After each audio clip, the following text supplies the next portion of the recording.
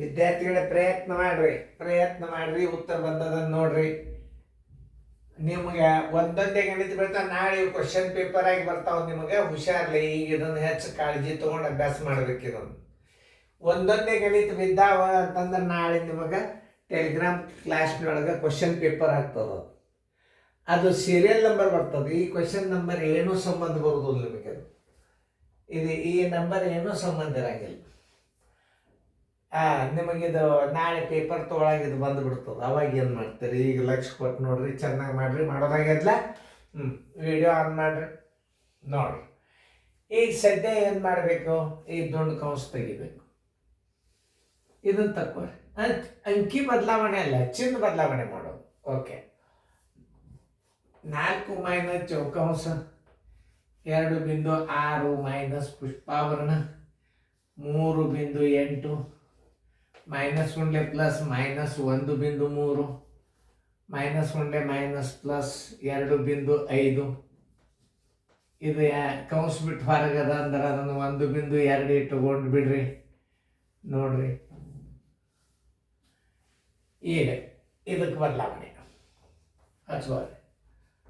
4 minus ಚೌಕಾಂಶ 2.6 minus ಉಂಡ್ಲೆ plus minus 3.8. ಭಾಳ ಸರಳ ಇದೆ. ಮೈನಸ್ ಉಂಡ್ಲೆ ಮೈನಸ್ ಪ್ಲಸ್ 1.3 ಮೈನಸ್ ಉಂಡ್ಲೆ ಪ್ಲಸ್ ಮೈನಸ್ 2.5 ಮೈನಸ್ ಉಂಡ್ಲೆ ಮೈನಸ್ ಪ್ಲಸ್ 1.2. ಹೋತಿಗೆ ಏನು? ಪುಷ್ಪಾವರಣ ಹೋಯ್ತು. ಈ ಆವರಣಗಳನ್ನು ತೆಗೆಯೋದನ್ನು ತಿಳ್ಕೊಬೇಕು ನೀವು.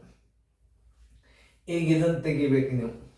ನೋಡ್ರಿ, ಇದನ್ನು ತೆಗೆಯೋದಂದ್ರೆ ಏನು? ಚಿನ್ನ ಬದಲಾವಣೆ ಮಾಡಿಬಿಡೋದು. ನಾಳೆ ಬೀಜಗಣಿತ ಇಷ್ಟು ಹೆಲ್ಪ್ ಆಗ್ತದೆ ಇದು. ನೋಡಿ, 4 ಮೈನಸ್ ಉಂಡ್ಲೆ ಪ್ಲಸ್ ಮೈನಸ್ 2.6 ಮೈನಸ್ ಉಂಡ್ಲೆ ಮೈನಸ್ ಪ್ಲಸ್ 3.8 ಮೈನಸ್ ಉಂಡ್ಲೆ ಪ್ಲಸ್ ಮೈನಸ್ 1.3 ಮೈನಸ್ ಉಂಡ್ಲೆ ಮೈನಸ್ ಪ್ಲಸ್ 2.5 ಮೈನಸ್ ಉಂಡ್ಲೆ ಪ್ಲಸ್ ಮೈನಸ್ 1.2. ಈಗ ಭಾಳ ಸಂಖ್ಯೆ ಇರೋದ್ರಿಂದ ಏನು ಮಾಡಬೇಕು? ಪ್ಲಸ್ ಒಂದು ಕಡೆ ತೋರಿ, ಮೈನಸ್ ಒಂದು ಕಡೆ ತೋರಿ. ಪ್ಲಸ್ ಒಂದು ಕಡೆ ತೋರಿ, ಮೈನಸ್ ಒಂದು ಕಡೆ ತೋರಿ. ಸ್ಥಾನದಲ್ಲಿ ಚೆಕ್ ಮಾಡ್ಕೋರಿ. ಎಲ್ಲ ಕಡೆ ಒಂದೇ ಅದ.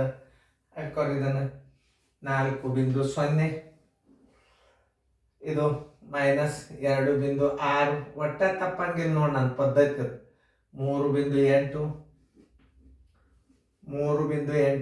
Minus 1.3 plus 2.5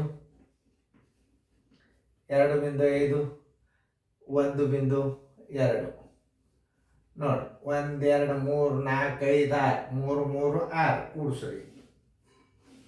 8 5 13 3 6 4 10.3. ಇದನ್ನು ಕೂಡಿಸ್ರಿ. 6 3 9 1 2